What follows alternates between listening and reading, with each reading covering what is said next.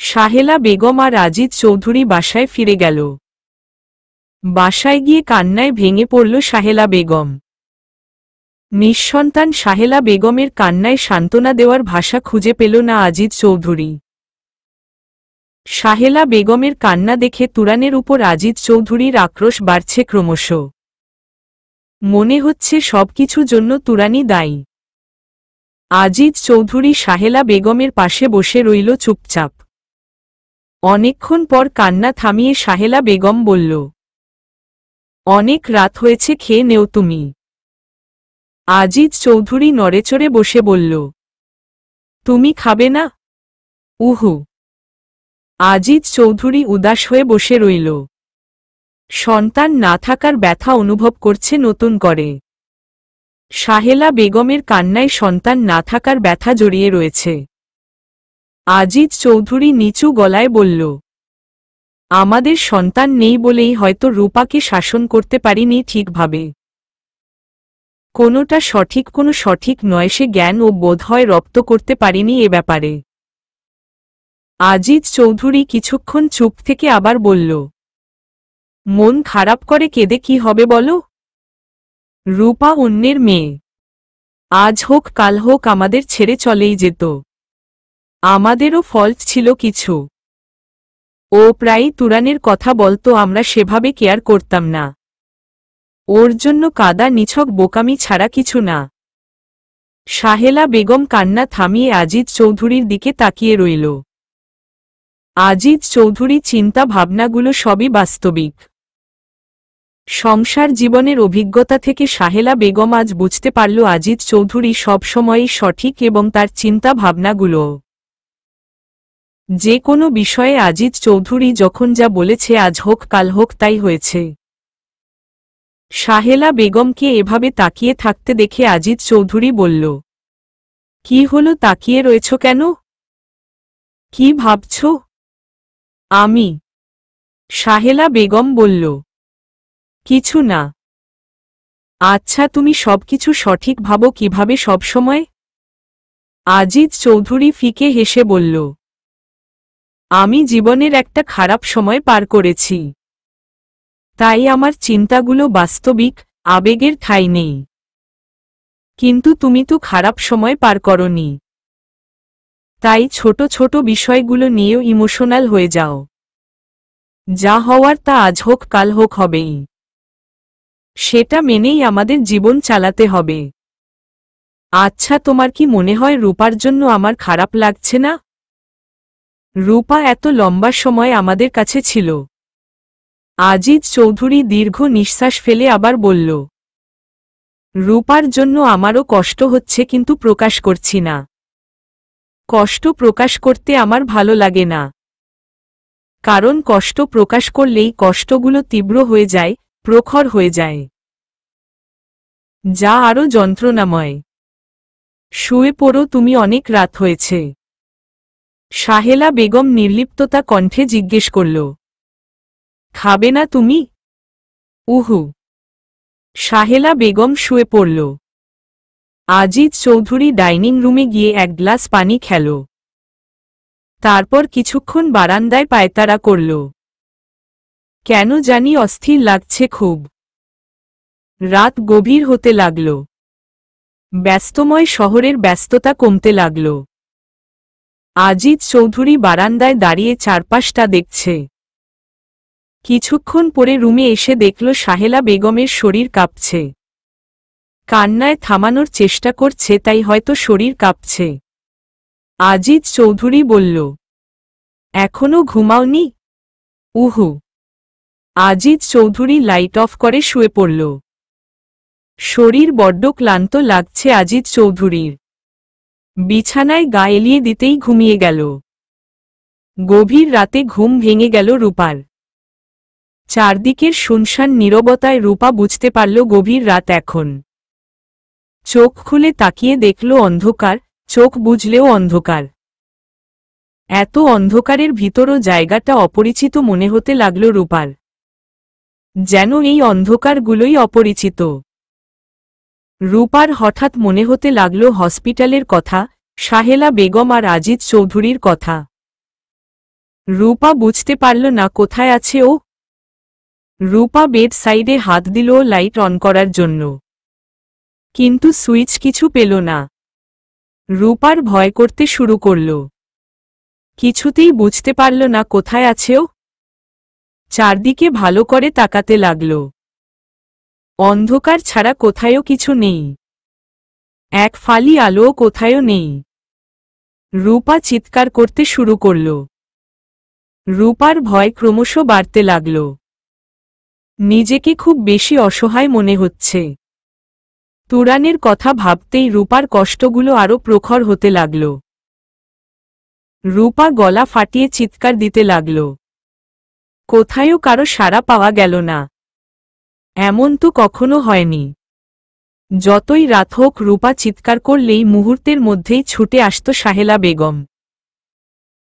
তবে কি সাহেলা বেগম সত্যিই রূপাকে ওদের সাথে দিয়ে দিল? এতটা স্বার্থপর সাহেলা বেগম। তুরানের সাথে কতদিন দেখা হয় না। রূপার মন শূন্যতায় ছেয়ে যাচ্ছে। কিভাবেই দেখা হবে তুরানের সাথে? কোথায় খুঁজে পাবে তুরানকে? তুরান কি খুঁজছে না রূপাকে? হাজার প্রশ্ন রূপার মাথায় ঘোরপাক খেতে লাগল। এমন অন্ধকারে দম বন্ধ হয়ে আসতে লাগল রূপার। তুরানের নাম ধরে চিৎকার করতে লাগল। রূপা বুঝতে পারছে না এখানে কি কোনো মানুষ নেই? থাকলে ছুটে আসছে না কেন রূপার ডাকে? সাহেলা বেগমে কোথায় রেখে গেল রূপাকে? তুরান ছুটে আসছে না কেন রূপার ডাকে? রূপার বড্ড অভিমান হতে লাগল। এত জ্বর ছিল রূপার গায়ে, এত অসুস্থ ছিল রূপা। তুরান কেন একবারও দেখতে আসলো না? রূপার অসহ্য রকমের কষ্ট হচ্ছে এই ঘন অন্ধকারে। ভয়, কষ্টে, একাকিত্বে বিলীন হয়ে যেতে লাগল রূপা। অসহায়ত্ব গ্রাস করতে লাগল রূপাকে। রূপা নিজের মাথায় আঘাত করতে লাগল। মরে যেতে ইচ্ছে করছে রূপার। অন্ধকারে আন্দাজ করে পা ফেলে খাট থেকে নামল রূপা। অন্ধ মানুষের মতো অনুমান করে পা বাড়াল রুমের দিকে। শেষে দেয়ালের সাথে এসে ঠেকল। রূপা হাত দিয়ে খুঁজতে লাগল কোনো দরজা জানালা আছে কিনা। রূপা জানালা খুঁজে পেল, জানালাটা আটকানো। রূপা খুলতে চেষ্টা করল, কিন্তু পারল না, জানালাটা খুব শক্ত করে লাগানো। যেন অনেকদিন ধরে আটকানো জানালা, তাই বোধ হয় খুলতে পারছে না। অনেক কষ্ট করে জানালাটা খুলল রূপা। জানালা খুলতেই এক ফালি আলো এসে পড়ল রুমে। আবছা আলোতে তীক্ষ্ণ দৃষ্টি দিয়ে রুমটা দেখতে লাগল রূপা। রূপা একদম অপরিচিত। আগে বোধ হয় কখনো দেখেনি, হয়তো বা দেখছে। রূপা রুমের দরজাটাও খুলল, তারপর লাইট অন করল। পা টিপে টিপে রুম থেকে বের হল। রূপা যে রুমে ছিল সে রুমের পাশেই আরেকটা রুম। রূপা জানালা দিয়ে উকি দিয়ে দেখল রুমের ভিতর, কিন্তু রুমে কোনো মানুষ আছে কিনা স্পষ্ট বোঝা গেল না। রূপা এ পর্যায়ে বুঝতে পারল সাহেলা বেগম রূপাকে রূপার বাবা মায়ের কাছে পাঠিয়ে দিয়েছে। এই বাসায় আরও কয়েকবার রূপাকে জোর করে এনেছিল তারা। সেজন্যই জায়গাটা এখন কিছুটা পরিচিত মনে হল রূপার। কিন্তু অন্ধকারে সবটা অপরিচিত মনে হয়েছিল। রূপা ফ্লোরে বসে ফুপিয়ে ফুপিয়ে কাঁদতে লাগল। সাহেলা বেগম কেন করল এমনটা? তুরানকে ছাড়া থাকা কোনো কিছুতেই সম্ভব না। একটা নির্ঘুম রাত পার করল রূপা। ফ্লোরেই শুয়ে রইল এলোমেলো ভাবে। তুরানের কথা ভাবতেই কেঁপে উঠছে রূপা। তুরানকে ছাড়া কিছুতেই থাকা সম্ভব না, কিছুতেই না। সকালবেলা ঘুম থেকে উঠে পূজা রায় রূপার রুমে যায়। রূপার এমন বেহাল অবস্থা দেখে বিগড়ে যায়।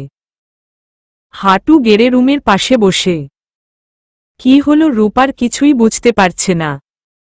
পূজা রায়ের চিৎকার চেঁচামেচি শুনে রূপার বাবাও রূপার রুমে আসে।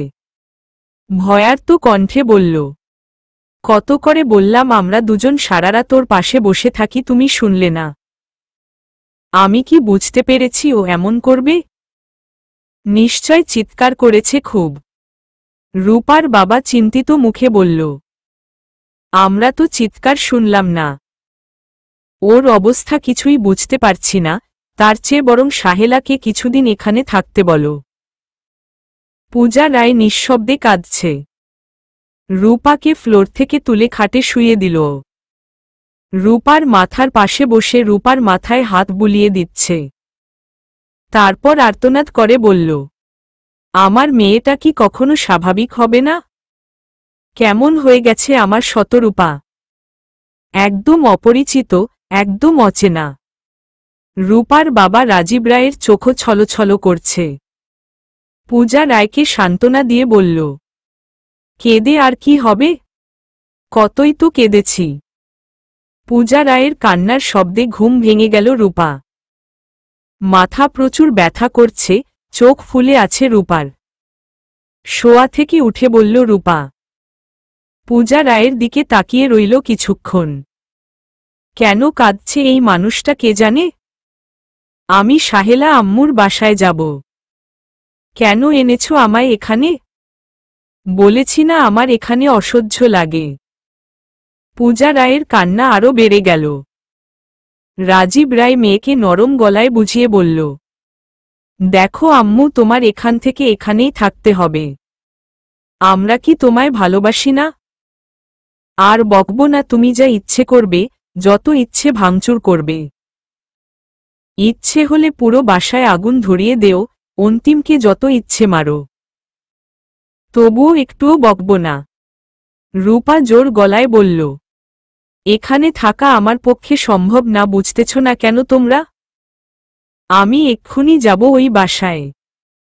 যদি বাধা দেওয়ার চেষ্টা করো খারাপ হবে, মরে যাব আমি একদম।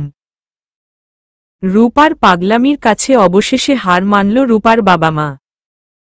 রূপার বাবা রূপার মাকে ডেকে রুমের বাইরে নিয়ে বলল, ও যখন যেতে চাচ্ছে যাক, আবার বুঝিয়ে নিয়ে আসব।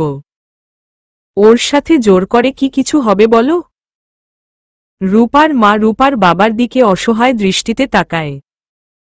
খানিক বাদে তারা রূপাকে নিয়ে রওয়ানা হয় সাহেলা বেগমের বাসার উদ্দেশ্যে।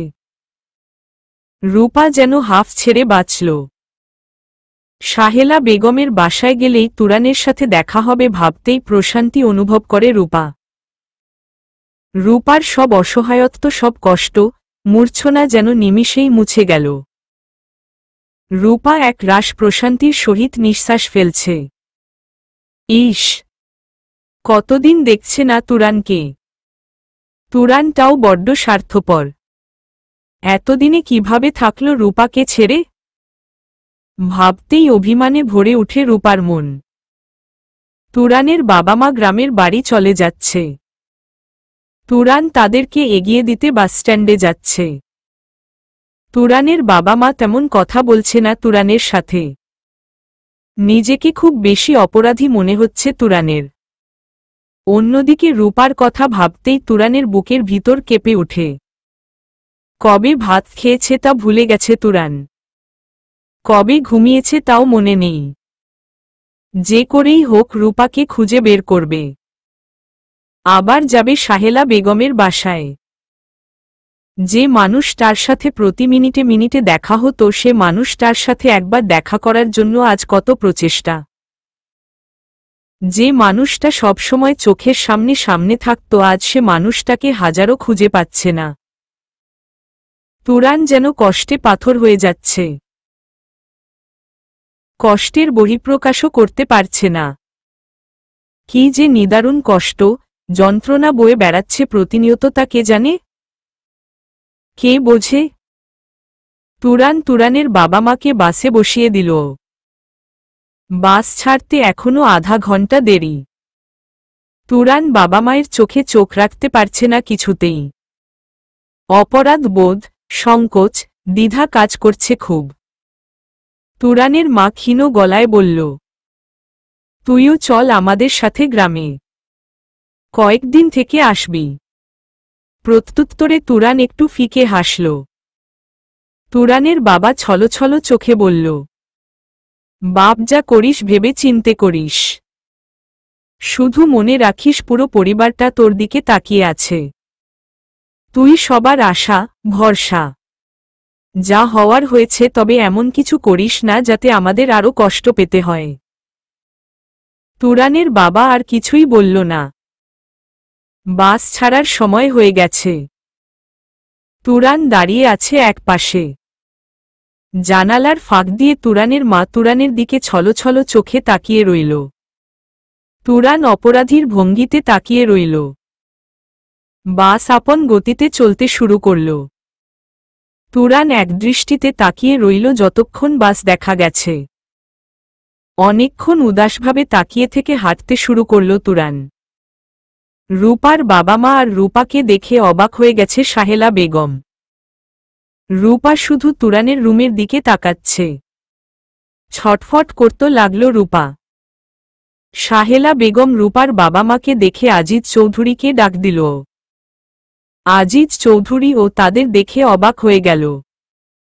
পূজা রায় সবকিছু বলল সাহেলা বেগমের কাছে। সাহেলা বেগম নিরাশ হয়ে বলল, কি করবি তো এখন? পূজা রায় দীর্ঘ নিঃশ্বাস ফেলে বলল, জানি না, তুই একটু রূপাকে বুঝিয়ে বল। আর আমরা সামনের মাসেই রূপাকে নিয়ে দেশের বাইরে চলে যাব। প্রণয়ও আসবে। সাহেলা বেগম খুব ভালো করেই বুঝতে পারছে রূপার কেন এই বাসার প্রতি এত টান। সাহেলা বেগম কিছুক্ষণ চুপ থেকে বলল, রূপা কই গেল? তুরানের রুমের দরজায় তালা ঝুলানো দেখে নিরাশ হয়ে দাঁড়িয়ে রইল রূপা। তুরান কি ভার্সিটিতে গেল? রূপার চোখ বেয়ে পানি গড়িয়ে পড়তে লাগল। কতদিন দেখা হয় না তুরানের সাথে। তুরান কি একটু খোঁজও করেনি রূপার?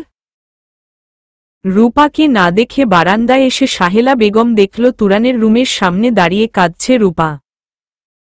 সাহেলা বেগম যা সন্দেহ করেছিল রূপাকে না দেখে তাই হল।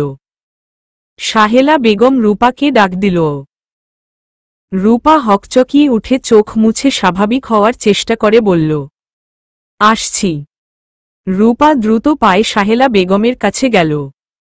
রূপার বাবা মা আর আজিজ চৌধুরী সোফায় বসে কথা বলছে। রূপাকে নিয়ে সাহেলা বেগমও সেখানে আসল। রূপা সাহেলা বেগমকে উদ্দেশ্য করে বলল, তুরান কোথায় গেছে আম্মু? উনাকে যে দেখছি না। সাহেলা বেগম হেসে বলল, তুরান বাসা ছেড়ে দিয়েছে। বিয়া করেছে তো। শ্বশুর বাড়ি থেকে ফ্ল্যাট দিয়েছে, সেখানে থাকে। রূপার মাথায় যেন বাজ পড়ল। কি বলছে সাহেলা বেগম এসব? রূপা পাগলের মতো চিৎকার করে কাঁদতে লাগল, বিলাপ করতে লাগল। রূপার বাবা মা বুঝতে পারল না রূপা কেন এমন করছে। সোফার কাছে থাকা ফুলদানিটা দিয়ে নিজের শরীরে আঘাত করে রূপা। তারপর ফ্লোরে ঢলে পড়ে। রূপার শরীর থেকে রক্ত ঝরছে। রূপার মা চিৎকার করে গিয়ে রূপাকে জড়িয়ে ধরে।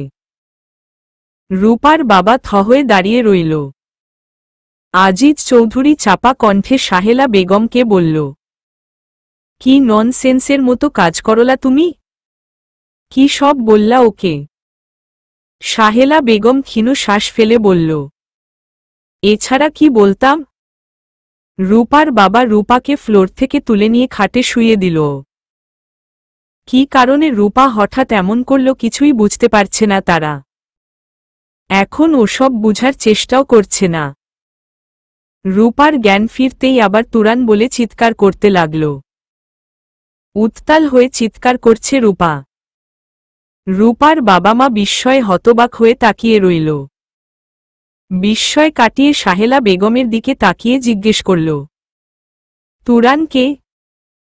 কি বলছে রূপা এসব? কেন এমন করছে রূপা? রূপার মা গম্ভীর গলায় বলল, পাশের ফ্ল্যাটে যে তুরান নামে একটা ছেলে থাকত না? সাহেলা বেগম কোনো জবাব দিচ্ছে না। রূপা যেন পাগল হয়ে গেছে। কিছুতেই বিশ্বাস করতে পারছে না এসব। রূপা চিৎকার কাঁদতে কাঁদতে বলল, তুরান এমন কখনোই করতে পারে না, আমি বিশ্বাস করতে পারি না। রূপার বাবা মা কিছু বলার ভাষা হারিয়ে ফেলল। তুরানের সাথে কি রূপার সম্পর্ক ছিল? তারা দুজনই বিস্ময়ে ফেটে পড়ছে। সাহেলা বেগমকে একটার পর একটা প্রশ্ন করেই যাচ্ছে। কাঁদতে কাঁদতে নিস্তেজ হয়ে পড়ল রূপা। কোনো কথা বলছে না, ফ্যালফ্যাল করে তাকিয়ে রইল। নিচু গলায় সাহেলা বেগমকে বলল, আম্মু, তুরান কি সত্যিই বিয়ে করেছে? নাকি মিথ্যা বলছ? ওর সাথে একবার দেখা করব। ওর বাসার ঠিকানাটা দেও। সাহেলা বেগম অপ্রস্তুতভাবে বলল, মিথ্যা বলবো কেন তোকে? আর তুরানের সাথে তোর কি সম্পর্ক ছিল? থাকলে ভুলে যা ওসব। দেখলিই তো ছেলেটা কত স্বার্থপর। আজিজ চৌধুরী তীক্ষ্ণ চোখে সাহেলা বেগমের দিকে তাকিয়ে আছে। কি নিখুঁত অভিনয় করছে সাহেলা বেগম। রূপা জানালার গ্রিলের ফাঁক করে তাকিয়ে আছে আকাশের দিকে। কিছুই ভাবতে পারছে না। সাহেলা বেগমের কথাও বিশ্বাস করতে পারছে না। এরকম কিছুর জন্য প্রস্তুত ছিল না রূপা। কষ্টে নির্বিকার হয়ে বসে রইল। এ যেন তুরানের উপর তীব্র অভিমান। কেন করল তুরান এমনটা? রূপার চোখ থেকে এখন আর পানি পড়ছে না, অথচ হৃদয় রক্তক্ষরণ হতে লাগল। রূপা কাপা কাপা গলায় আবার বলল, আমি তুরানের সাথে দেখা করব। তোমরা কিছু একটা করো, নয়তো আমি বাঁচতে পারব কিছুতেই না। রূপার বাবা মা সাহেলা বেগমের দিকে অবাক দৃষ্টিতে তাকিয়ে আছে। প্রশ্নবিদ্ধ চাহনি তাদের। রূপার মা হাতের ইশারায় সাহেলা বেগমকে রুম থেকে বের হতে বলল। বারান্দায় চেয়ারে গিয়ে বসল রূপার মা, সাহেলা বেগমও বসল। রূপার মা ছলছল চোখে সাহেলা বেগমের দিকে তাকিয়ে রইল।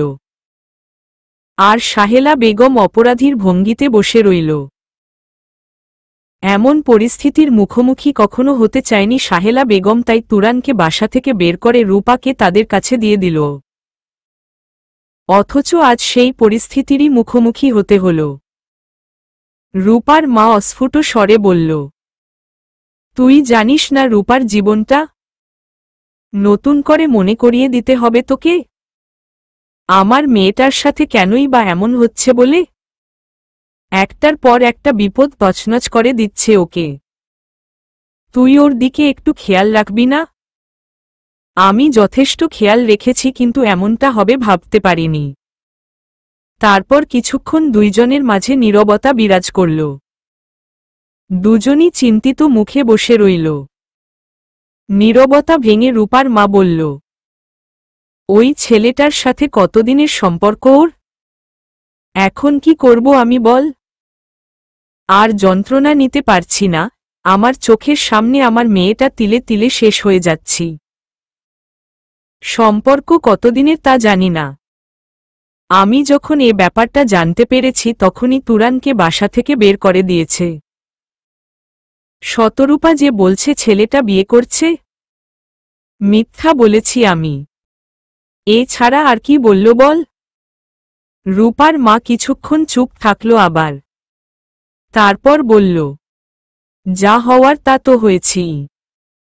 এখন এই সমস্যার সমাধান কি হতে পারে? রূপাকে দেশের বাইরে নিয়ে যাব কয়দিন বাদেই।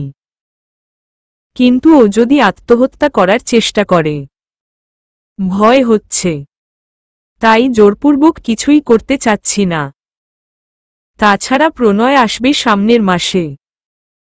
সাহেলা বেগম প্রত্যুত্তরে কিছুই বলছে না।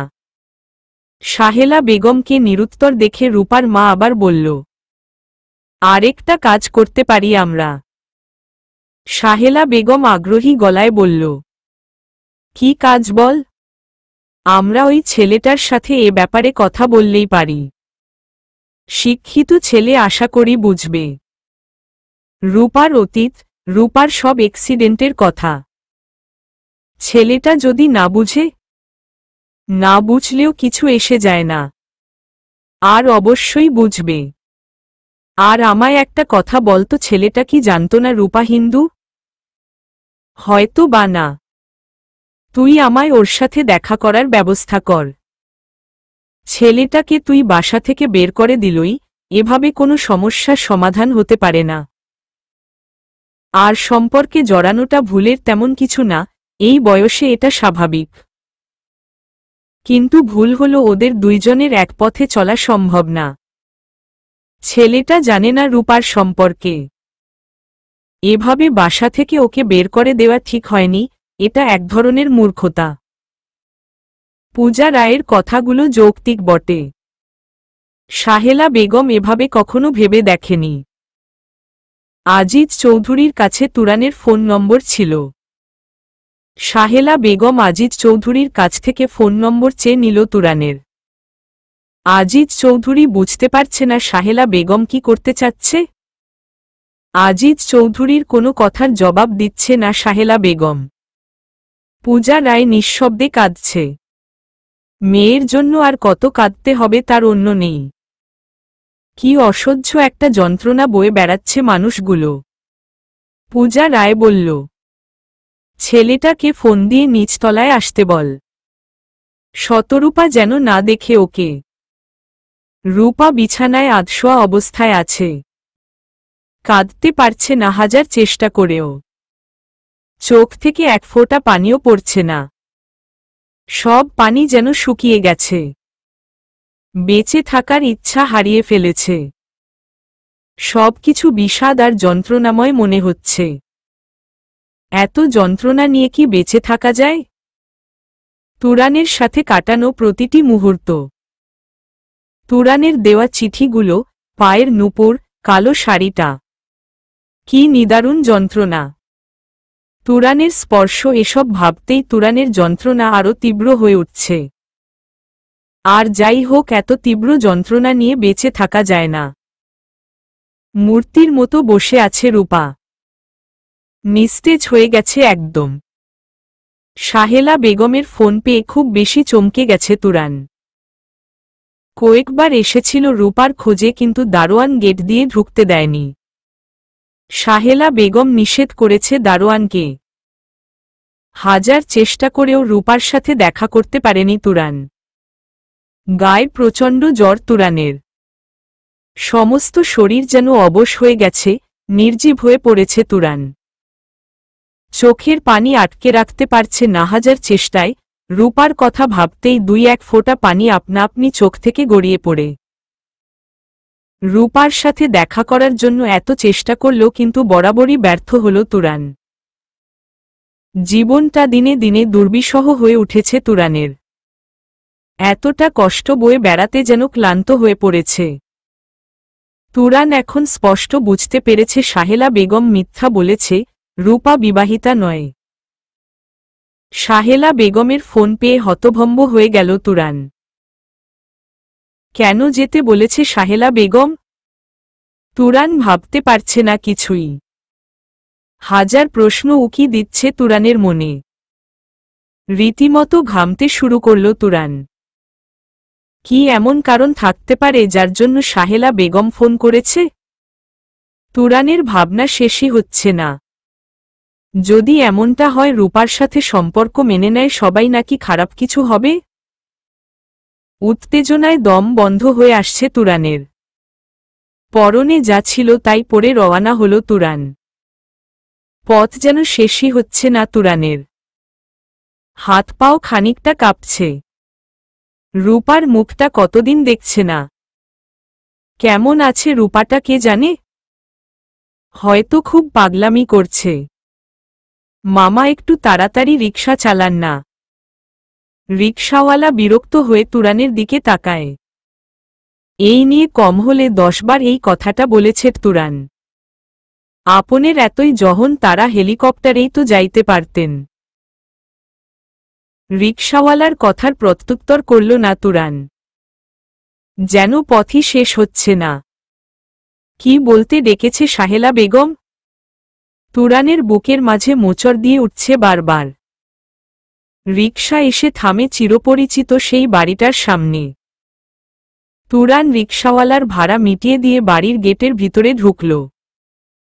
তুরানকে দেখে এগিয়ে আসলো সাহেলা বেগম। বাড়ির নিচ তলায় 3টা চেয়ার পাতা।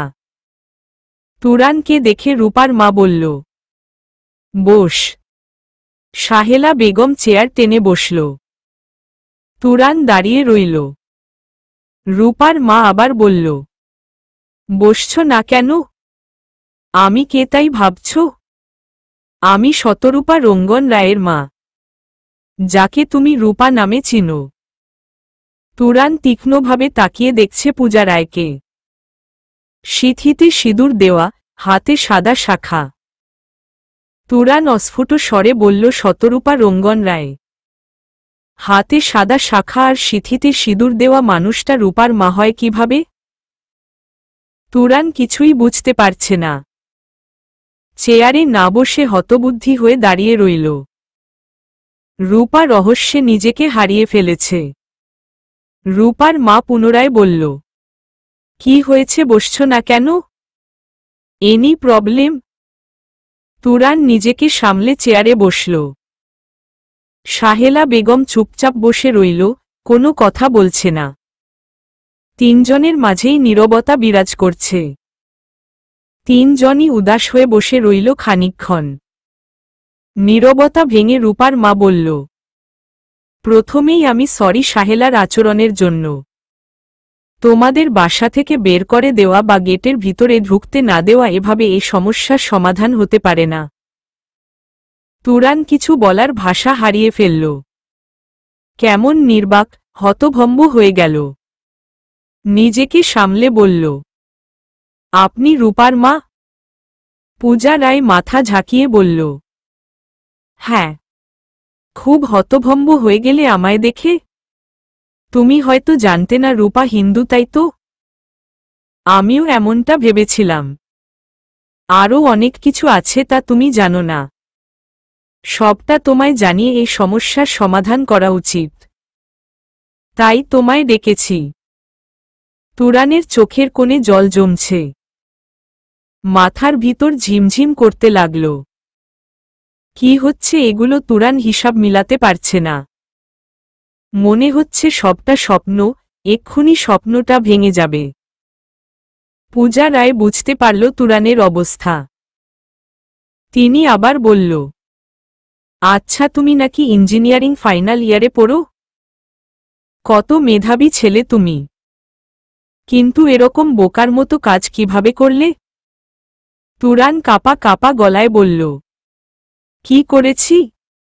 পূজা রায় ফিকে হেসে বলল, এই যে একটা মেয়ের সাথে রিলেশন করলে, তার কাছে কি একবারও জিজ্ঞেস করনি তার অতীত, তার লেখাপড়া, তার ধর্ম? তুরান পূজা রায়ের প্রশ্নের উত্তর দিতে পারছে না, যেন ভিতর থেকে আটকে আসছে। অনেকক্ষণ পর তুরান বলল, জিজ্ঞেস করেছি, কিন্তু রূপা এড়িয়ে গেছে। এড়িয়ে যাওয়াটা অস্বাভাবিক কিছু না। শতরূপা তো নিজেই এসব প্রশ্নের জবাব জানে না।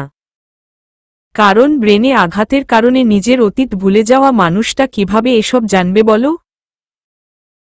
একজন সাইকিয়াট্রিস্টের বাসায় ট্রিটমেন্টের জন্য থাকা একটা মেয়ের সাথে তোমার মতো একটা মিউচুয়াল ছেলে কিভাবে সম্পর্কে জড়ালে? তুরানের মাথায় আবার যেন বাজ পড়ল। অস্ফুট স্বরে বলল, কি বলছেন এসব? এটাই সত্যি। এসব শোনার জন্য নিশ্চয় কোনোরকম প্রস্তুত ছিলে না। আর ধর্মের বিষয়টা না জানা আমি দোষের মনে করছি না, কারণ রূপা একটা মুসলিম ফ্যামিলিতে থাকত। তুমি ভেবেছিলে রূপাও মুসলিম। রূপা হিন্দু সম্প্রদায়ের হতে পারে, এটা হয়তো ঘুণাক্ষরেও বুঝতে পারোনি। সাহেলা আমার ফ্রেন্ড, বোনের চেয়েও বেশি। এতক্ষণ এই প্রশ্নটাই তুরানের মাথায় ঘুরপাক খাচ্ছিল। কিন্তু নির্বাক হয়ে কথা বলতে পারছিল না। তুরানের কি বলা উচিত, কি করা উচিত, কিছুই বুঝতে পারছে না।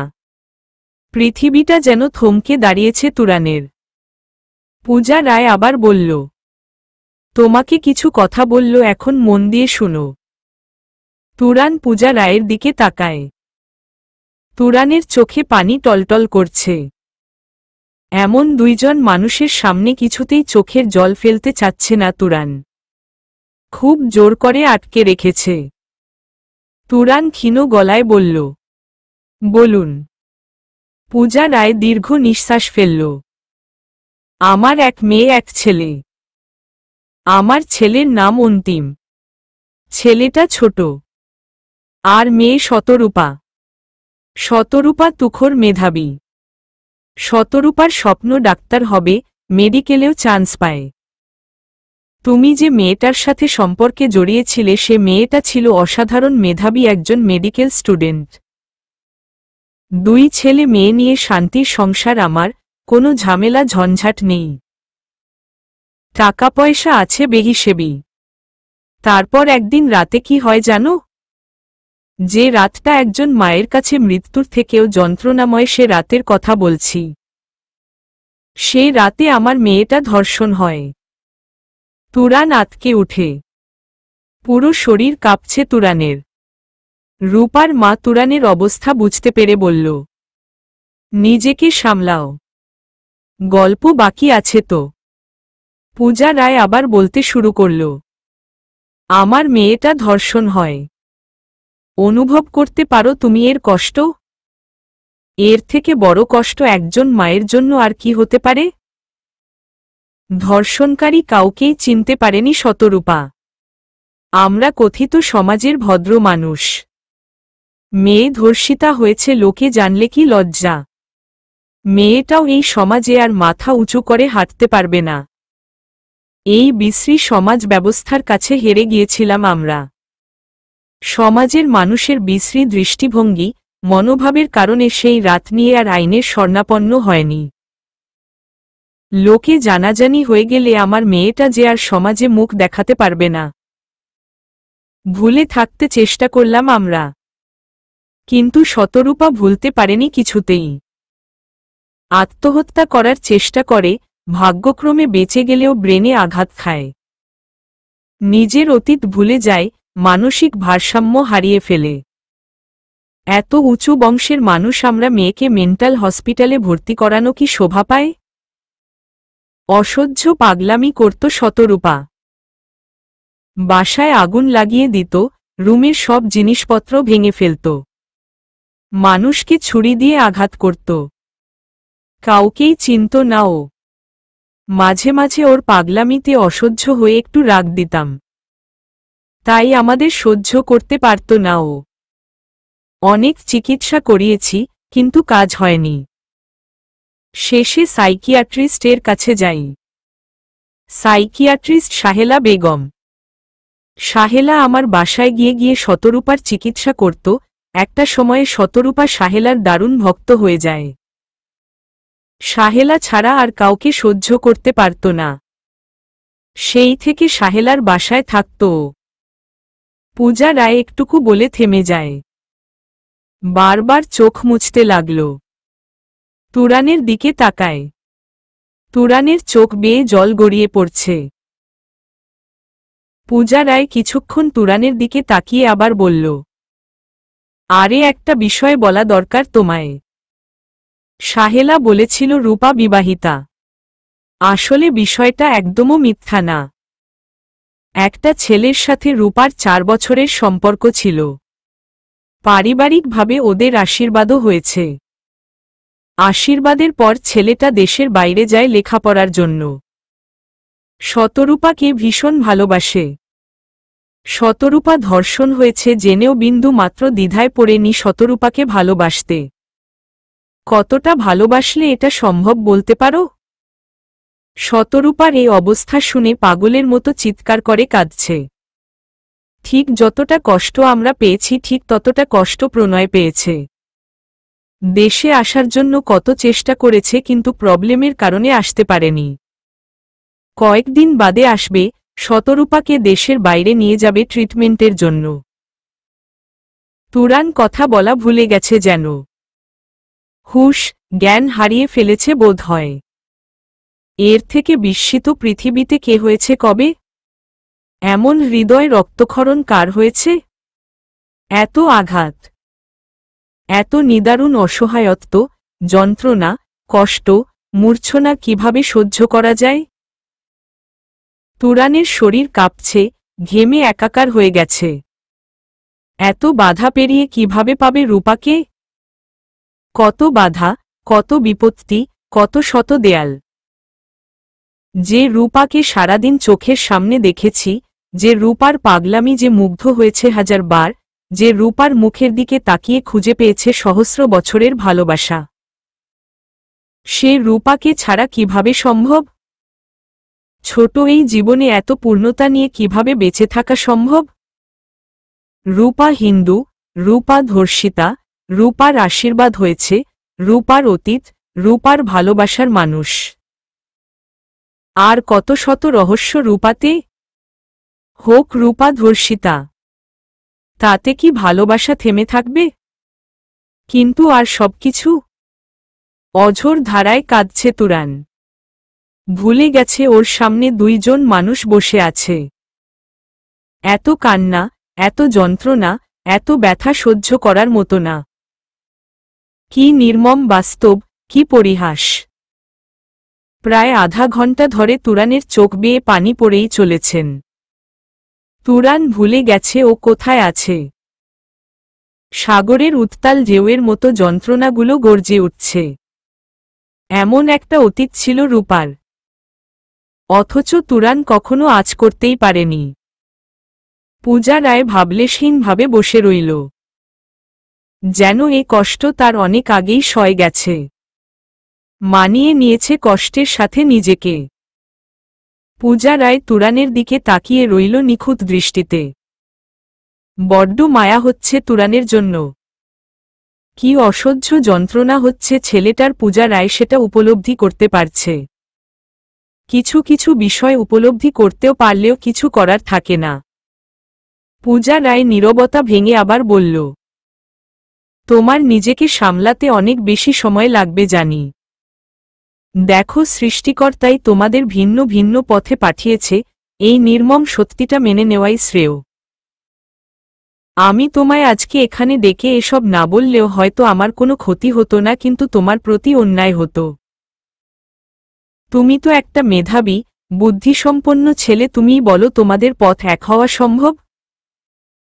তুরান বাচ্চাদের মতো ফুপিয়ে কেঁদে উঠল।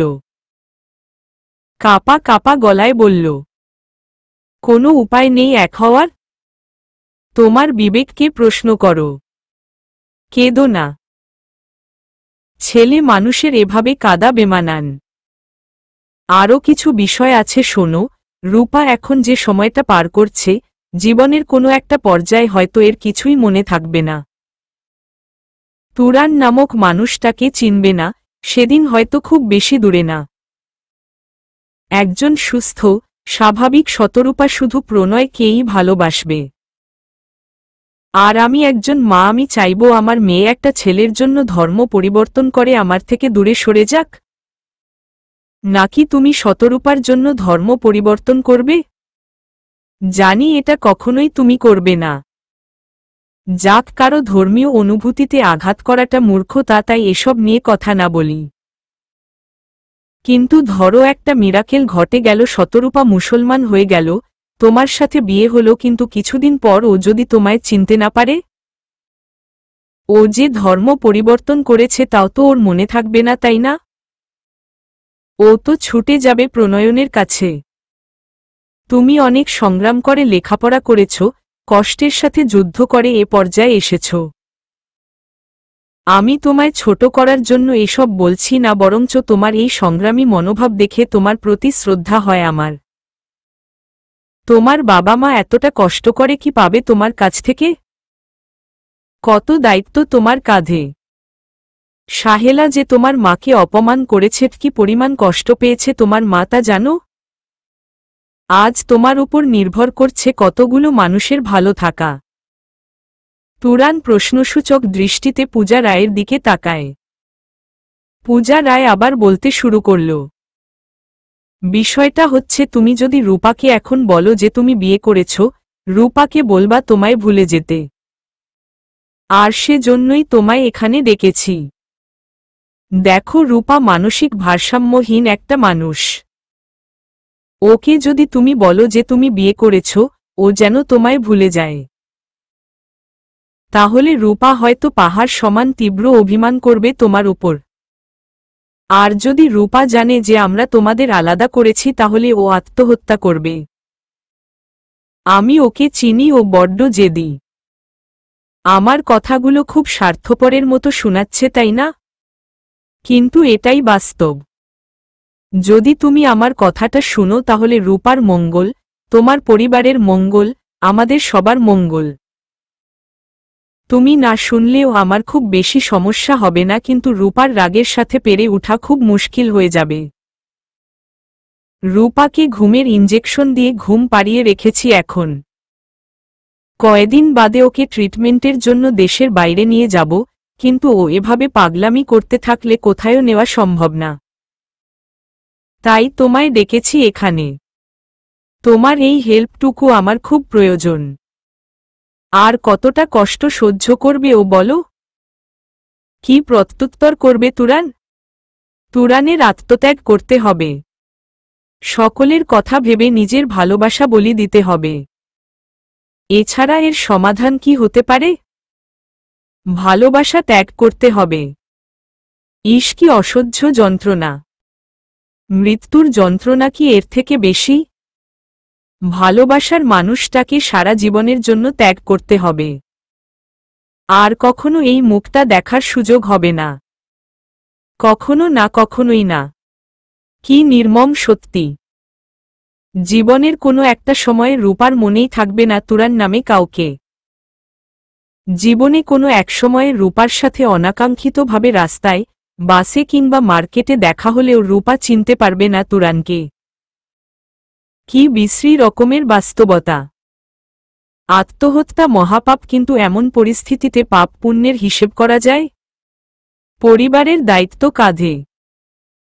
বাস্তবতার শিকলে আবদ্ধ তুরান। মুক্তি নেই এই যন্ত্রণা থেকে। তুরানকে নিরুত্তর দেখে পূজা রায় আবার বলল, কি করবে তুমি এখন বলো? ভালোবাসার মানুষটাকে এভাবে হারিয়ে ফেলা খুব কষ্টের। না পাওয়ার যন্ত্রণা কুড়ে কুড়ে খাবে সারা জীবন। কিন্তু বিয়েই কি প্রেমের পূর্ণতা বলো? যত প্রেমের ইতিহাস রচিত হয়েছে আজ অবধি তা তো সব ভালোবাসার মানুষটাকে না পাওয়ায় গল্পে রচিত।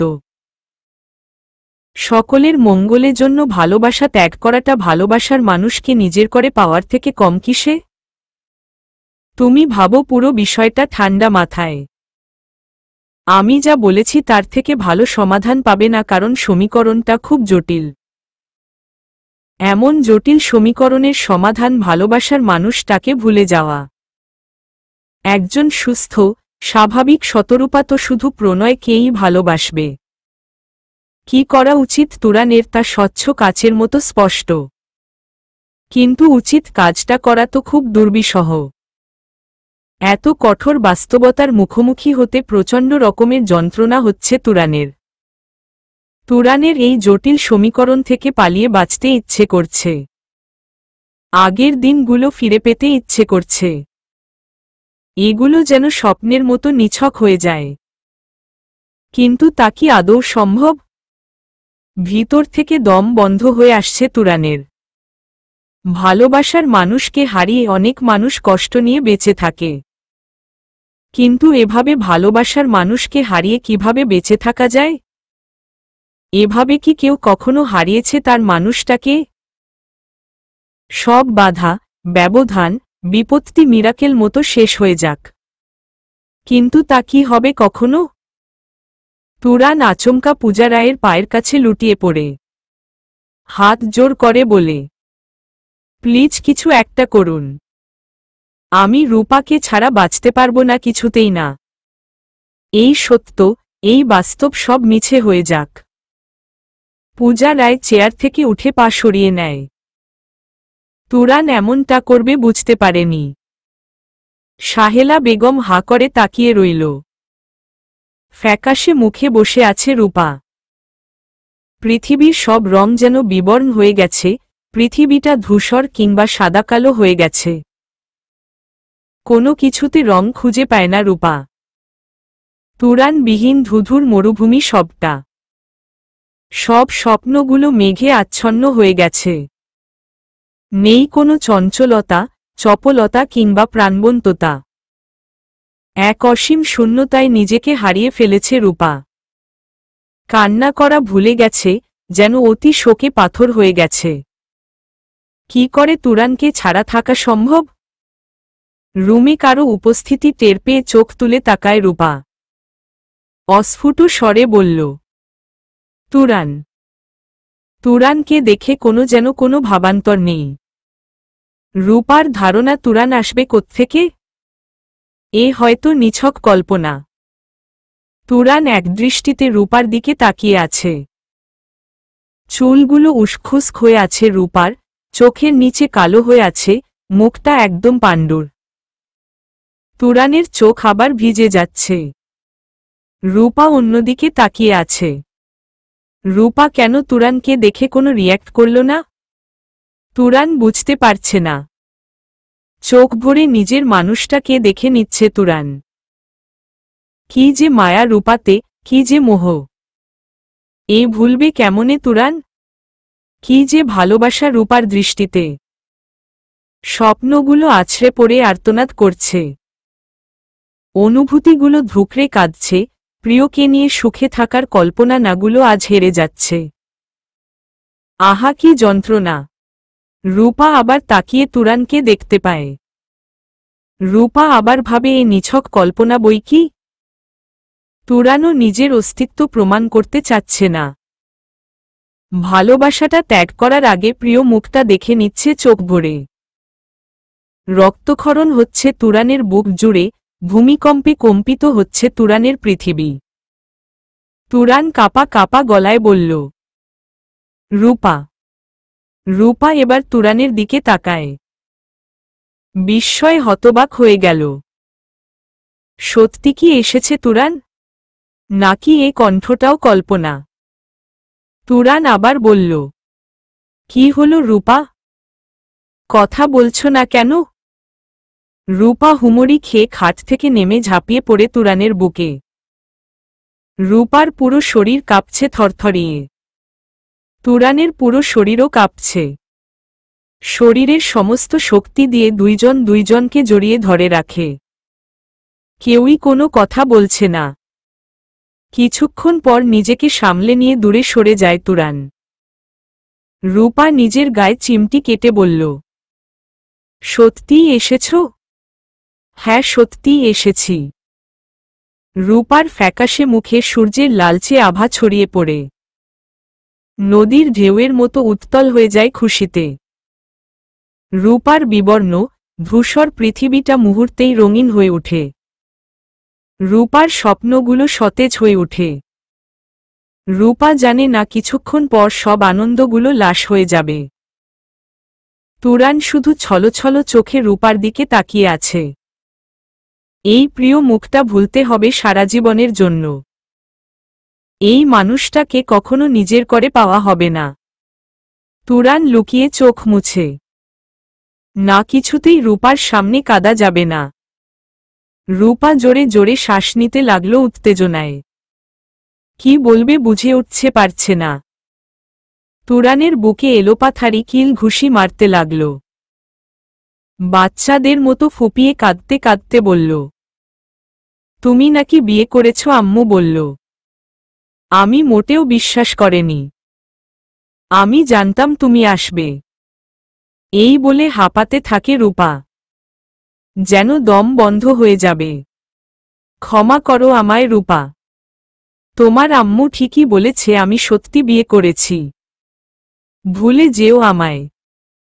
রূপার দিকে আর তাকালো না তুরান। এইটুকু বলেই সামনে পা বাড়ালো। এখন যদি রূপার দিকে তাকায় তাহলে তুরানের মুখ দেখে রূপা বুঝে ফেলবে এসব মিথ্যা। তুরান এলোমেলো ভাবে পা ফেলত লাগল। যেন মাতাল হয়ে হাঁটছে তুরান।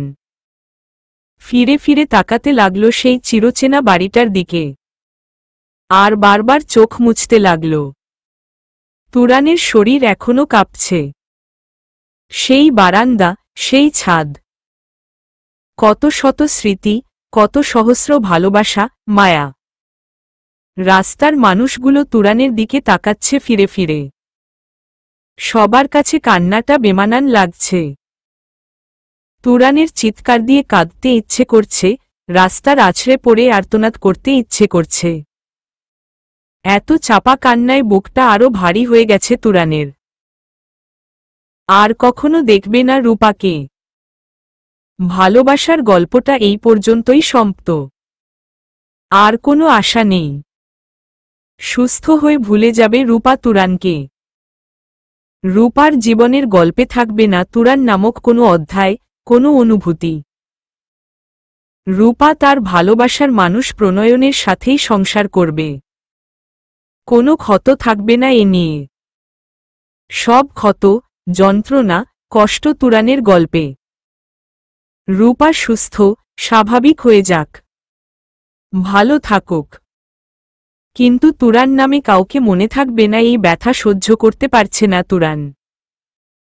সব ভালোবাসা, সব স্বপ্ন, কল্পনা সবই তাহলে নিছক। তুরান দিশেহারা হয়ে রাস্তার পাশে বসে পড়ল। হাঁটতে পারছে না, পা অবশ হয়ে যাচ্ছে।